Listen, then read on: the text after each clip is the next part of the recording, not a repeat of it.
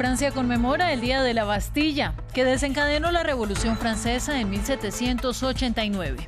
El presidente Emmanuel Macron presidió el tradicional desfile, que este año fue adaptado por el COVID-19. No se realizó en los Campos Elíseos y se llevó a cabo en un formato reducido con unos 2.000 soldados. Las conmemoraciones fueron dedicadas a los trabajadores de la salud y a los servidores esenciales. Tenemos reporte desde el Arco del Triunfo. En el norte del continente americano la situación no mejora. Estados Unidos suma más de 135.000 muertos y los casos superan los 3,3 millones. Florida sigue registrando cifras récord en casos diarios y California se ve obligada a dar marcha atrás en sus planes de reapertura, ordenando el cierre de centros comerciales, restaurantes y salones de belleza. Tenemos reporte desde Los Ángeles. Y Washington y Beijing enfrentados por los reclamos de soberanía del gigante asiático sobre el mar meridional de China.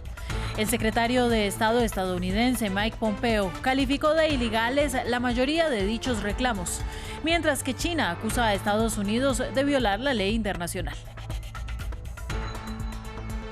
Estamos con ustedes para actualizar la información más importante de América Latina y del mundo. Mi nombre es Ángela Gómez. Comenzamos el informativo en Europa. Los franceses hoy conmemoran su fiesta nacional con el Día de la Bastilla, que marca los inicios de la Revolución Francesa en 1789. Pero este año la celebración tuvo un tono diferente debido a las restricciones por el COVID-19. Solo 2.000 soldados participaron del tradicional desfile, que este año solo ocupó la Plaza de la Concordia, y sin aglomeraciones de ciudadanos que debieron permanecer en casa. En cambio, esta fecha estuvo especialmente dedicada a los héroes de la lucha contra la pandemia, incluyendo a los trabajadores que debieron salir a la calle durante la emergencia, como carteros y cajeros, además del personal médico. Precisamente el gremio recibió una buena noticia este lunes cuando el primer ministro Jean Castex anunció la firma de un acuerdo que aumentará más de 8.000 millones de euros anuales la dotación presupuestaria para mejorar la remuneración y crear nuevos empleos. Desde el Arco del Triunfo en París nos reportó nuestra periodista Erika Olavarría con detalles de esta fiesta nacional. Se le pidió a la gente que viera la ceremonia en sus casas y para asegurarse de que nadie iba a llegar a esta ceremonia se estableció un perímetro de seguridad alrededor de esa Plaza de la Concorde donde se realizó la ceremonia, que verdaderamente hace imposible llegar hacia el escenario donde estaba el presidente Emmanuel Macron. Diferente también porque no se hizo el tradicional desfile militar desde aquí, desde el Arco de Triunfo hasta la Concorde, solamente esa ceremonia pequeña en que participó un 50% de los efectivos. Hubo un desfile aéreo, un desfile de helicópteros y un desfile terrestre, pero sobre todo porque en el centro de esta ceremonia estaba, como tú decías, el personal médico, el personal sanitario y los civiles que estuvieron ahí en la primera línea de la lucha contra el COVID-19. Así que muchos decían, es la Plaza de la Concordia y ha sido una ceremonia en homenaje también al personal militar, médico, pero también al personal civil. La concordia entre el mundo civil y militar, Ángela. Y de hecho al final hubo una gran bandera francesa gigante que se puso frente a la tribuna presidencial, se entonó la marsellesa, luego una canción, una obra musical, Resiliencia, en honor al nombre que tenía la operación militar que combatió el COVID-19, y la patrulla de Francia, ese cuerpo acrobático aéreo del ejército, volvió a pasar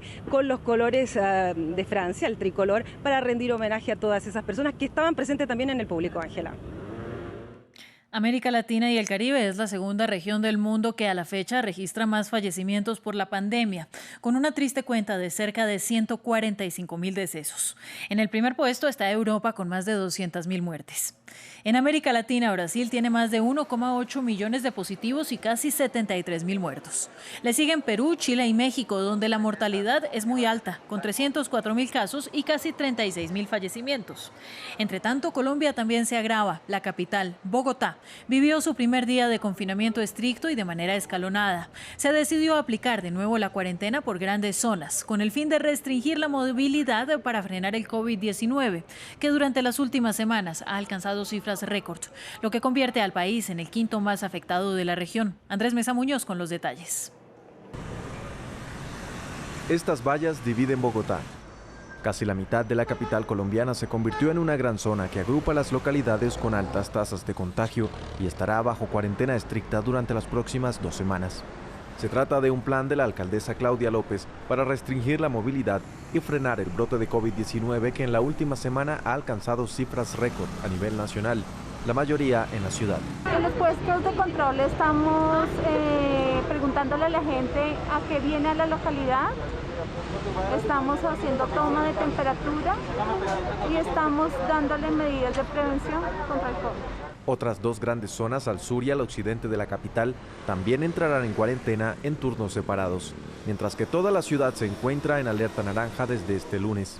Las medidas de la alcaldesa también causan división en la opinión pública, especialmente entre los comerciantes que ya habían empezado a reanudar sus operaciones. La cuarentena por zonas no se me hace muy práctica porque igual permite la circulación de personas que pueden seguir infectándose, ¿sí? Solamente se bloquean ciertos puntos, según la alcaldesa, los que más inician el orden que tiene más afectación, pero igual hay otros puntos que se descuidan.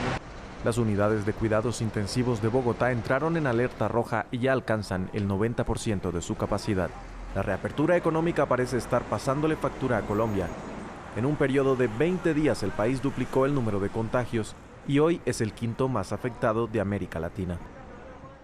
En Estados Unidos se concentra casi un cuarto de los contagios por COVID-19 en el mundo. Y el virus está golpeando especialmente a ciertos estados.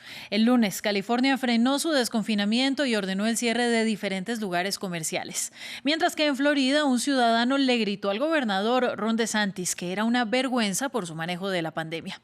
Detalles con María Clara Calle. La pandemia no da tregua en Estados Unidos. Aunque California fue el primer estado en entrar en una cuarentena estricta, los contagios siguen en aumento y obligaron a dar marcha atrás a la reapertura, cerrando estos lugares en todo el estado. Restaurantes, bodegas, salas de degustación, cines, centros de entretenimiento familiar, zoológicos, museos y salas de juegos. Además, en la mitad de California también se cerrarán gimnasios, iglesias y peluquerías. Esto es un duro golpe a la economía de California, que concentra más trabajadores que cualquier otro estado. Pero por otra parte, sus 300.000 contagios son la segunda cifra más alta del país. Florida no se queda atrás. Los últimos 2 días, el estado tuvo la estadística más alta de la nación de casos diarios. Esto ha puesto contra las cuerdas al gobernador Ron DeSantis, quien en una rueda de prensa el pasado lunes fue increpado por uno de los asistentes. Ustedes no tienen ningún plan y no están haciendo nada. ¡Qué vergüenza! A pesar de que Estados Unidos tiene la mayor cifra de casos de contagios y muertes por COVID-19 en todo el mundo, la Casa Blanca sigue defendiendo su gestión de la pandemia. Cuando nos comparas con otros países, tenemos la mayoría de las pruebas en el mundo en la tasa de letalidad frente a otras naciones industrializadas. La nuestra es baja y vencemos a la mayoría de países, si no es a toda Europa. Estamos haciendo mucho en el escenario mundial. Lo estamos haciendo muy bien. Aunque Estados Unidos ha realizado más de 43 millones de pruebas, no está ni siquiera dentro de los 20 países del mundo que más test han realizado por millón de habitantes. En España siguen aumentando los rebrotes de COVID-19 pese a que el país había comenzado una apertura de la vida social y económica de cara al verano. El aumento en el número de casos ha llevado a que los gobiernos de las comunidades autónomas hayan decidido tomar sus propias medidas. El 21 de junio España puso fin al estado de alarma, pero no ha pasado un mes y ya vuelve a lucir en rojo con 120 brotes activos y diagnósticos multiplicados por 5. La epidemia en el país está aumentando a un punto que el 70% de la comunidad aragonesa vuelve a la fase 2 y en Cataluña la transmisión comunitaria preocupa. Sobre todo en Lleida y sus alrededores, cuyo confinamiento ha mutado en un pulso político. El gobierno catalán ha instado a 160.000 personas de la zona a permanecer en casa. Sin embargo, la justicia le vetó este domingo de aplicar esa medida. Nosotros manifestamos que no estamos de acuerdo con esta decisión judicial, que no la aceptamos. Asumo las consecuencias que se deriven de esta no aceptación, pero no puedo poner en peligro la salud de las personas. Para sortear ese veto, el presidente catalán ha aprobado por decreto controlar los movimientos en la región, aun cuando la Fiscalía le advierte que no puede legislar sobre una decisión nacional. Pero la realidad es que los casos crecen y han llevado a la comunidad a una imposición obligatoria de las mascarillas. Mismo escenario para las Islas Baleares, que empieza a usarlas no solo en proximidad de otros, sino de forma permanente.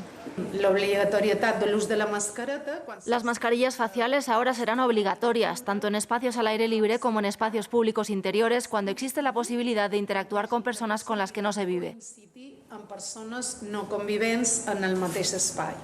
El respiro que tuvo hace un mes España está cambiando ante nuevas infecciones y rebrotes.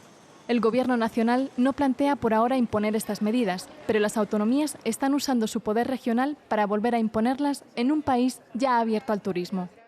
Sube el tono entre Washington y Beijing a raíz de los reclamos de soberanía por parte del gigante asiático sobre el mar meridional de China. A través de un comunicado, el secretario de Estado, Mike Pompeo, calificó de ilegales la mayoría de esos reclamos. Washington se alinea así con Vietnam, Filipinas y otros socios, y China asegura que las declaraciones incrementan la tensión. La política de Estados Unidos hacia los reclamos expansivos de Beijing sobre el mar meridional de China a menudo ha sido neutral, a pesar de que Washington recientemente envió buques de guerra a través de la vía estratégica, pero ahora, por primera vez, está atravesando explícitamente el lado de múltiples países de Asia Oriental. El secretario de Estado Mike Pompeo subió el tono en un comunicado diciendo: Estamos dejando claro, los reclamos de Beijing sobre los recursos en alta mar en la mayor parte del mar del sur de China son completamente ilegales, como lo es su campaña de intimidación para controlarlos. El gobierno del gigante asiático reclama el 90% del mar del sur de China, así como las islas deshabitadas de Spratly y Paracelso, donde ha estado construyendo bases militares. El Ministerio de Relaciones Exteriores chino condenó las declaraciones de Estados Unidos. La declaración de Estados Unidos ignora la historia y los hechos objetivos del problema del mar de China. Viola el compromiso abierto del gobierno de Estados Unidos con el conflicto de la soberanía del mar del sur de China y viola y distorsiona el derecho internacional. Agita intencionalmente la controversia sobre las reclamaciones de soberanía marítima, destruye las regiones de paz y estabilidad y es un acto irresponsable. Pero Brunei, Malasia, Filipinas, Taiwán y Vietnam también reclaman parte del mar, que alberga valiosas reservas de petróleo y gas. Además, es una vía navegable vital para el comercio mundial. Beijing dice que sus intenciones son pacíficas, pero realiza ejercicios navales y acosa a los buques extranjeros en la región. La relación de Estados Unidos y China se ha vuelto cada vez más tensa en los últimos 6 meses por el manejo del coronavirus por parte de Beijing, su tratamiento de Hong Kong y su represión contra la comunidad musulmana uigur de China. Los críticos de Donald Trump dicen que el presidente espera desviar la atención de su propio manejo de la pandemia en Estados Unidos antes de las elecciones de noviembre. Se cumplen 5 años desde la puesta en marcha del controvertido acuerdo nuclear de 6 potencias más Irán. Suspendido, el pacto logrado por el expresidente estadounidense Barack Obama pende de un hilo. Teherán anunció que abandonaría las limitaciones de enriquecimiento de uranio del acuerdo que dejó en 2018 Estados Unidos en cabeza de Donald Trump. El representante para política exterior de la Unión Europea, Josep Borrell, aseguró estar dispuesto a hacer lo necesario para preservar el acuerdo. Y seguimos en Irán porque la República Islámica informó que ejecutó a Reza Asghari, un ex trabajador del Ministerio de Defensa acusado de vender información a la CIA. Los detalles con nuestra corresponsal en Teherán, Catalina Gómez. No es la primera vez que Irán ejecuta a uno de sus nacionales acusados de trabajar para la CIA.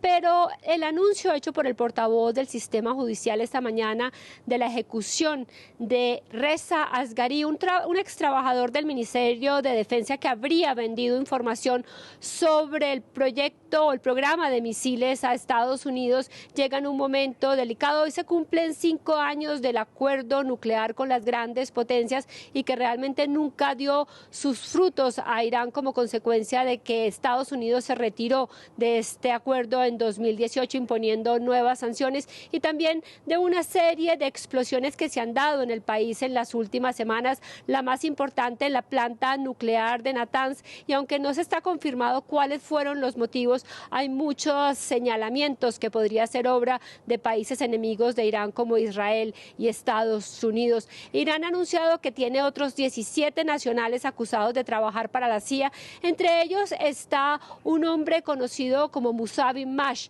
quien habría crecido en Líbano, luego habría estado en Siria y se le acusa de haber vendido información sobre el ex general hoy asesinado de las fuerzas Quds, Qasem Soleimani, no antes de ser asesinado en enero, sino en años anteriores. Siga con nosotros, esto es France 24. Buenos días.